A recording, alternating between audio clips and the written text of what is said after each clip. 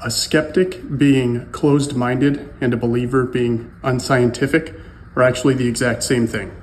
The scientific method is remarkably open-minded.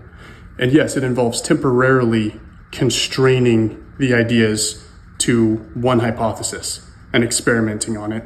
But then you get support or a rejection of that hypothesis from the results of the experiment, and you move further afield and you come up with new hypotheses. So this is a systematically open-minded approach, which considers all evidence in phases. And conversely, being open-minded enough to hold in consideration all kinds of possible causes and explanations, even if you're not systematically going about ruling them out, just keeping those things in consideration until you have further evidence is scientific. So at the end of the day, the problem with problematic believers and the problem with problematic skeptics is that they are both closed-minded and unscientific. If you're not willing to consider that there is an exotic explanation for which none of the current proposed prosaic explanations fit, and if you're not scientific enough to consider that this strange thing you saw in the sky, which you don't understand,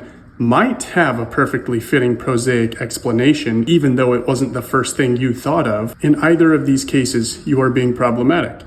You are being unscientific and you are being closed-minded. So on average, the believer who would call a skeptic closed-minded is actually themselves very closed-minded.